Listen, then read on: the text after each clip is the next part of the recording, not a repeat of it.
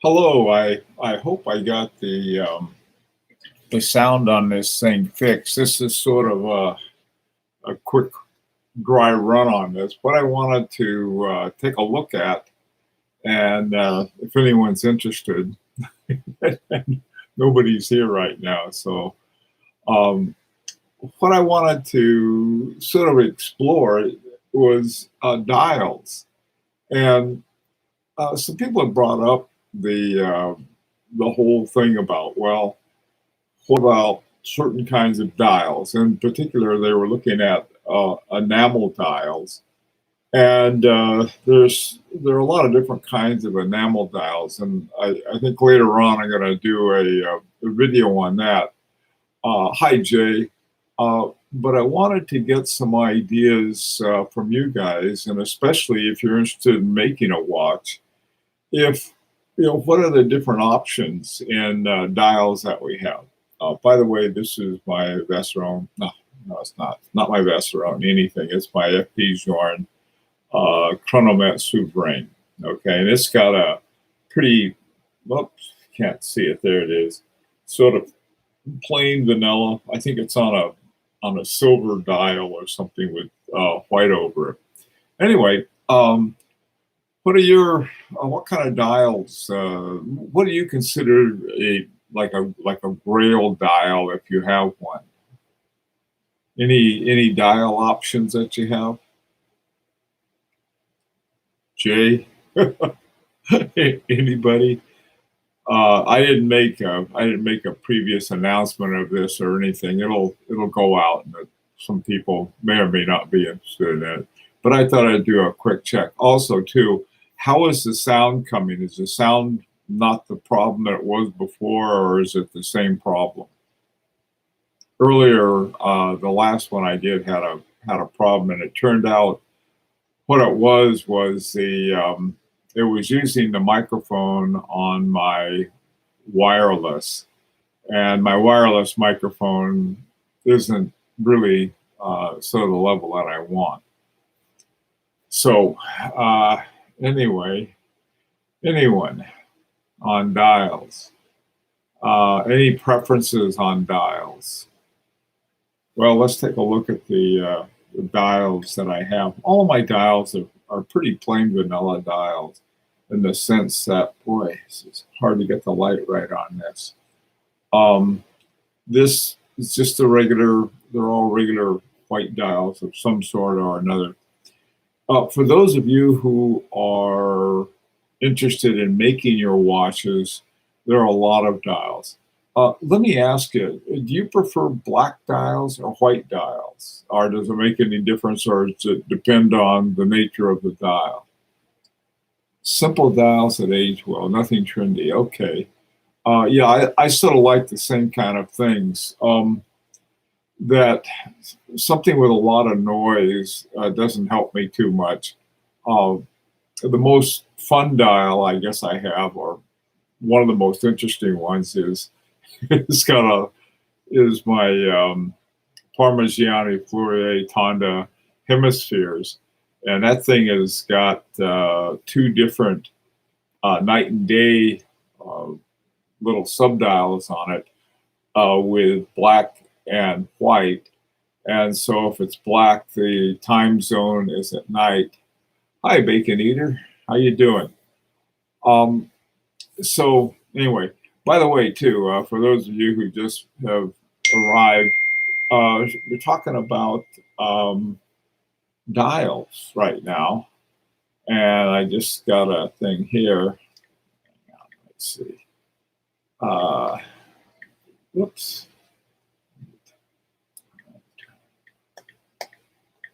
Okay. And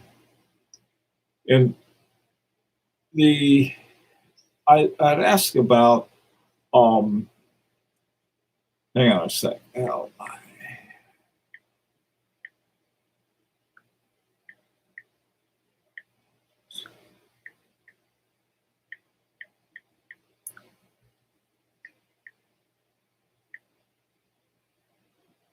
there you go. We're talking about, oh, there you go. Hi, Rudy. How you doing? That was quick. talking about dials and any kind of special dial that you like. I started off with black and white dials, and Jay had something, and I agree with that. Likes a nice, simple, clean dial that you can easily see. Uh, Probably the two most complex ones I have. I have a Harry Winston Premier by a retrograde, and it's got these two retrogrades on the side, and they're just sort of cool. I'm not saying it's the clearest dial. It's really a very pretty dial, though, that they have. You have the bi retrogrades, and then you have the time, and then there's a date window. On the hemispheres, it's got all kinds of racket going on with that. But anyway, just sort of trying to get your preferences. One of the things that I want to do is, if I can, in the process of making a watch, is to try to find or make an enamel dial. I think it'd be really cool if you could. Yeah, finding the right dial is difficult. Yeah, it is. It can be. You know, it's a simple one, like a nice clean dial is on the high blue shirt. A nice clean dial is on the reverso, the one with the white dial and the black letters on it. This one is very clear. Let me grab one. I think that's another dial. Probably not my favorite watch, but one of my favorite dials. This is the, it's hard with this light. By the way, is the sound better than last time, or is it the same weird sound that I had before? Because I think I fixed it. Yes, no, same dial, better, worse, anything? Okay, this dial, light is crazy on this thing. Oh, good. Okay, thanks. Likewise. What it was, I have a wireless headset that I use for a lot of things. This is my idea of a good dial. I mean, it's nice and clean. There's no secondhand. There's no sub dials. All there is just a hour and minute time teller. This is on my Eleron. It's got a Mechanique, yada yada yada, big long name to it. I don't know. If you order one, just ask for the yada yada yada. But anyway, this is a nice style. Now, what and again, this is on a silver base, I think. What about? Oh, hey, good. I'm glad you like the stuff on the Blanc Pons this morning. Those watches, I think the Blanc Pons are one of the best entry level. I prefer watches without a second hand. Yeah, same here. I never use them. Now, this has got the second hand is in a sub dial. What I really like more than a second hand is a power reserve indicator, because I like mechanical watches that you just wind up like this. And this one doesn't have a power reserve indicator, and it stayed wound up on its Pazoo 7001 that is running this thing. Hi, West. We say howdy here. Hi, how you doing? Oh, this one is like, this has no second hand. Just got, it's Rudy was just talking about, and that's why I say it's one of my very favorites. It's not one of my favorite watches, but it's one of my favorite dials. I wish it had a better movement in it.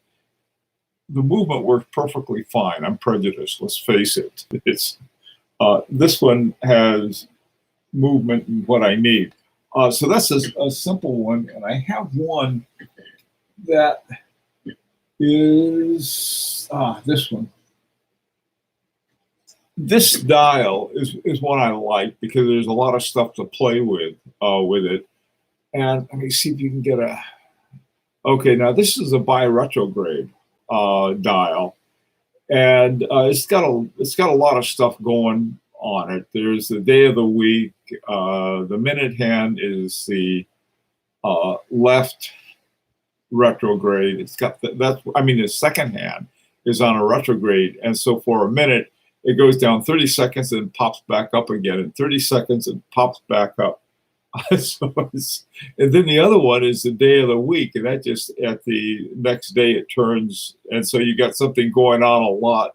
Then the other retrograde is not. And then it's got the hours. Not an easy watch to read. Okay, so that's sort of the downside of it, but it's really pretty. So there's that. Okay, let's see. A second hand, it tells me that the watch is running. Yeah, Jay, that I think is the important thing about a second hand. You know, the thing is wound up and running. But see, this is what I would rather have a power reserve indicator, because it gives me more precise information on how much time I got left. Like right here, this one, oh boy, let me take it off. The interesting thing about FP Journes is that he does it backwards with and it's not considered backwards. Back in the old days, let me see if you can see it. Doggone it. It's hard to get. That's pretty decent, I think. Okay, on the power reserve indicator, what FP Journes has is what the ships, the old sailing ships used to have for their chronographs that they used for navigation. And they had the number of hours since it was last wound. And so as the number of hours goes up, that means, you better start paying attention, get that thing wound, because otherwise they'll go somewhere else. Now, the other possibility, a second hand, like Jay pointed out, tells you that the thing is running. Power reserve indicator does the same thing. Hi, Dan. How you doing? How's Alberta hanging out these days? Isn't Alberta where they have that big rodeo, stampede or something like that? There's something about Alberta that I really like. It's almost as much as Saskatchewan, which is got a wild name. Okay, stampede, right? Calgary stampede. There you go. I thought it was Calgary's in Alberta, isn't it? Or am I off about that? Okay, I have to redo geography. Okay, does anybody have an enamel or a Grand Fu dial? Oh, yes. We say howdy here. Yes, on the back, having the power reserve indicator on the back. Let's see, I got one. Here it is. On this H Moser, it's got it on the back, and it's this little wheel right there. You can't see it, but it does tell you that how much time you have left. The thing about H Mosers is that they are always better than advertised, and that's one thing I like about them. If it says, okay, this thing is going to run for 4 days or 3 days, it'll run for 5 days or 6 days. I really like the company and the kinds of watches that they make. The only one I have is the Henry double hairspring. And that's because it's very affordable, because nobody else wanted one but me. It turned out to be one of my favorite watches. How does the power reserve indicator work anyway? Boy, that's a good question. My hunch is this, and I could be wrong, and if anybody else knows different, you can say so. I think it works like the hour hand, except the hour hand sort of goes around a circle and sort of resets itself every hour in one sense. When not the hour hand, but actually the minute hand, it goes around and it's back to 12 again. And I think that the power reserve indicator, if you've got like a 40-hour power reserve, like this FP Journe, as it approaches 40, with the way FP Journe does things, that means it's almost out of power. And so, with the same kind of mechanism that, at least I'm guessing, the same kind of mechanism is some algorithm in the gears that would turn to the point where you move it along too. All mechanical watches should have a power reserve. I agree with that. One of the things I'm not too sure about is the power reserve indicators on a automatic. Maybe that's a thing to have, but I really like them a lot. There's a really interesting power reserve indicators on the Nomos, and it's got this little bitty one, and it's got like a little orange flag inside of it, or red flag, or something like that. Those are very interesting. Um, on the front or the back, I like the two advantages. One, on the front, you can see it by just looking at it, like this guy right here. And but the advantage of it is that you take away the clutter from the timing. For example, this one is totally uncluttered, and if it had a power reserve indicator, I think I'd rather have it on the back. And I wouldn't have to, I could just check the time without any other information. Hi, Redskin. Yes, my question is that you let your watches run out completely. Absolutely. Let me tell you why. Two reasons. One, before I had this service, both of my FP Journes, they wouldn't run down all the way. They would get to about halfway from the 40-hour charge, and they would stop, and it was sort of stuck there. And I think what happened was that if you wind, whoever had the watch before I did, and I continued the habit, every morning I'd wind it up. Okay, now if you got let's say a 48-hour reserve or something like that, and if after every 24 hours you wind it up again, there's going to be part of that spring that is sort of coiled. And so essentially what you're doing is you're leaving it coiled forever. I talked to this friend of mine who's a master watchmaker. He said to let it stretch out all the way. There was an article that somebody wrote saying, well, you shouldn't let that happen. And the guy who wrote it didn't know what he was talking about, apparently, at least according to a master watchmaker. This guy had also been a judge for the Grand Prix d'Horlogerie de Genève. So if, as far as that's concerned, yeah. On this guy right here, now this one is 7 days.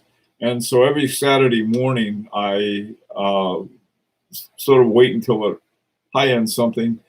I wait until it runs out. I try to wind it so the power reserve indicator is over here. You can't see it in this light that I have, but the power reserve indicator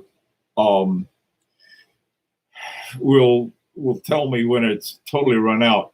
What I'm going to do this Saturday, I'm trying to sort of reset the whole thing. And so I'm going to wind it up in the morning to the point where I think it'll run out maybe like the night before. And then I'll reset it and make sure that, I mean, it doesn't go out, like right at the end of 7 days. It doesn't quit on the minute.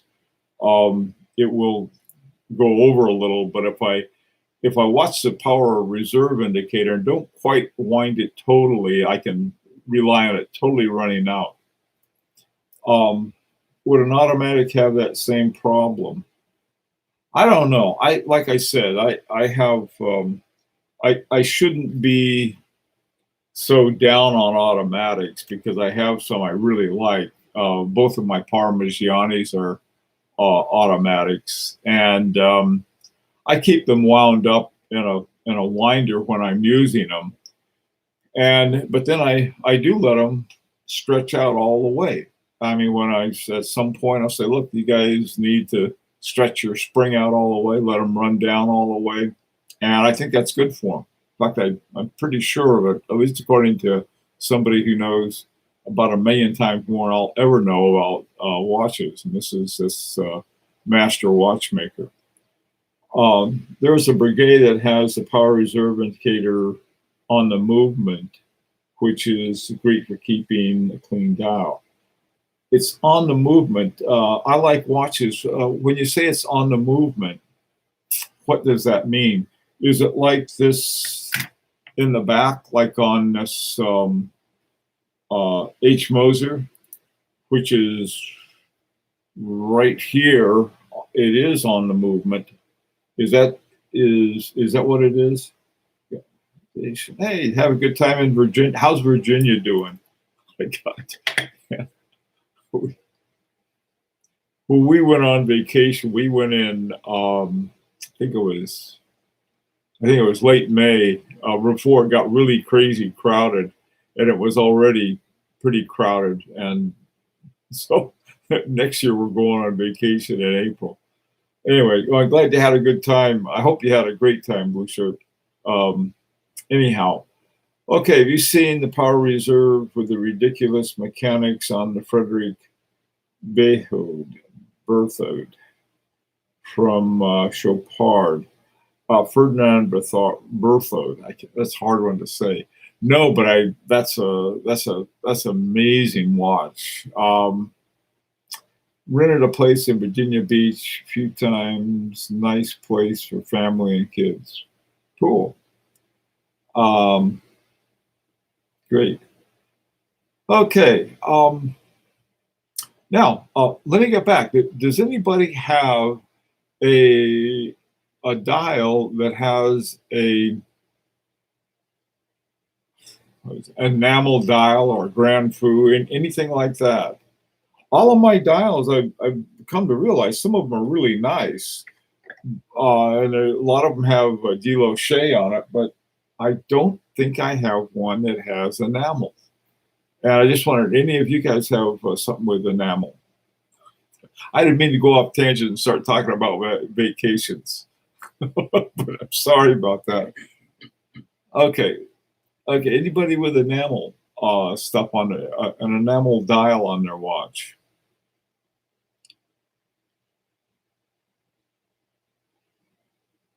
Ha! A Georg Jensen. I don't know that watch. That sounds very interesting. Tell me about the Georg Jensen. I guess I wish everyone could just sort of show their watches. Look at this. We could all do it.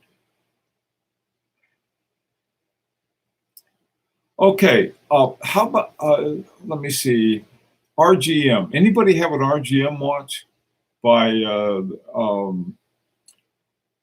Roland Murphy in Pennsylvania? Danish jewelry brand with Swiss underpinning.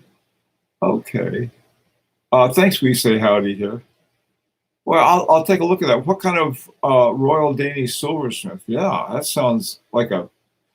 What kind of movements do they have? We say howdy here. Or I'm just going to call you howdy. What kind of movement do the Georg Jensens have?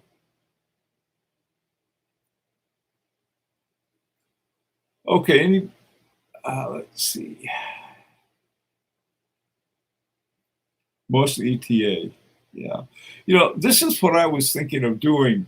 And I was looking for them the other day, and there's something else. If any of you make your own watches, especially if you use these ETA 6497 or 6498, or the Siegel ST36, which is a clone of it, let me know this, because I was looking and there were some German uh, pilot watches with an enamel dials, some really cool ones. They were fairly expensive, but that's nothing compared to buying a whole watch. Just the dials they were about $100. That's not that expensive, but I thought that might be worth it. But then they said for genuine ETA, 64.97, 64.98, and I don't know whether or not there's something in where they have the little posts that come down out of the dial that are clamped into the movement. If there's a difference between the two, the Patek 5116 has enamel dial.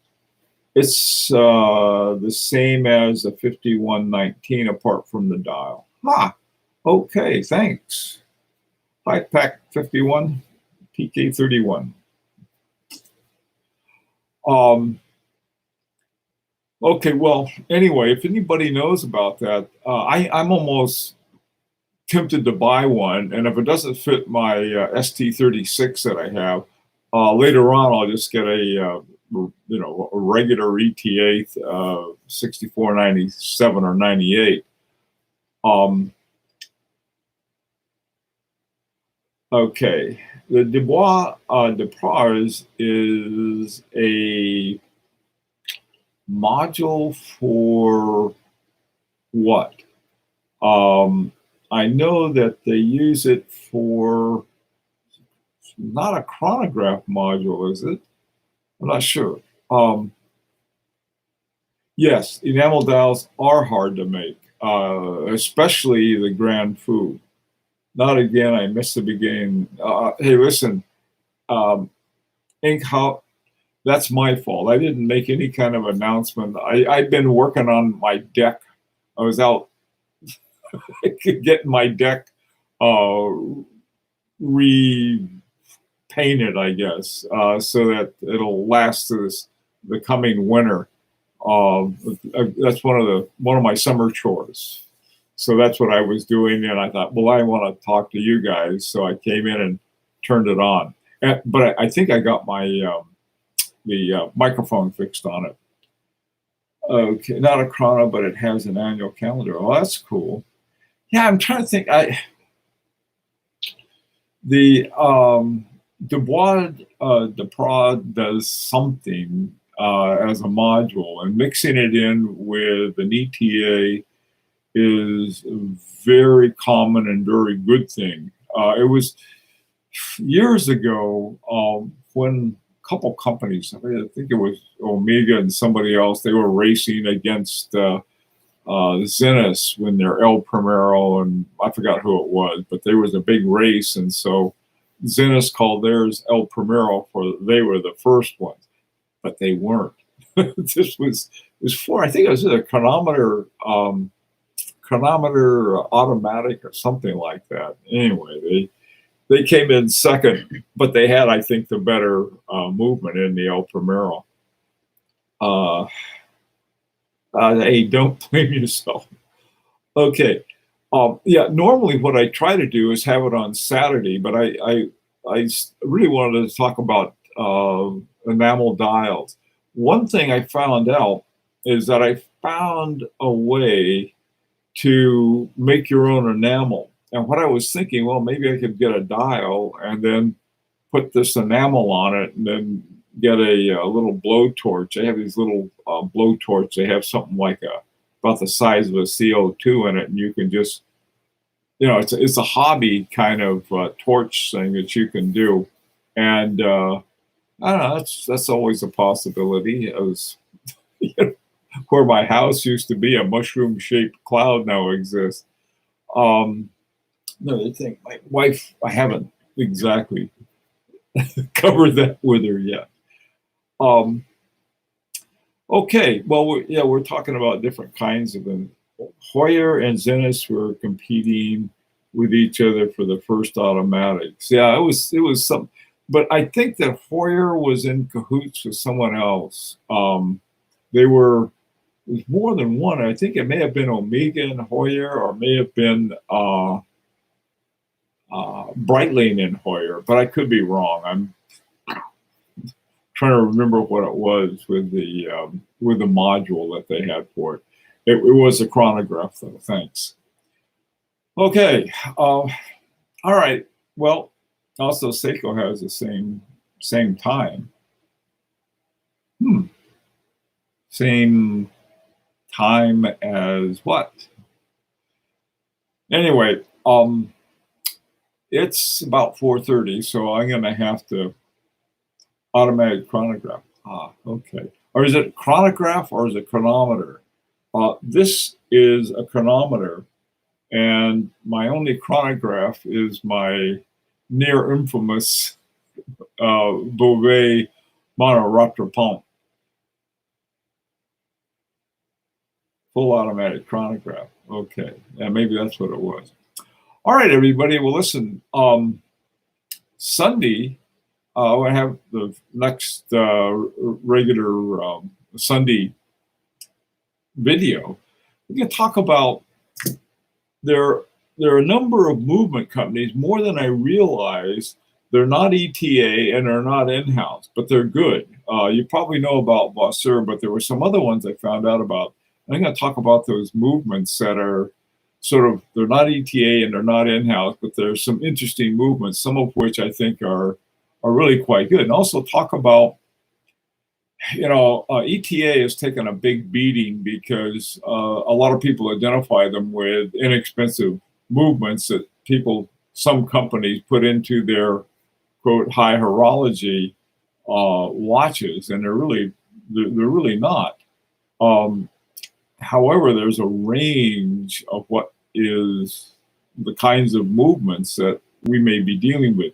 Also, too, you got Rolex, and they're making what 1.4 million watches a year, which is it's a big difference between that and something like Harbring 2. And Harbring 2, his wife and his dog, I think, they turn out maybe 100 or so watches, making your own in-house movement. Okay, hope to see you Sunday. Thanks all of you for dropping by. Sorry I didn't give any kind of prior notice, but this should be around. Take care.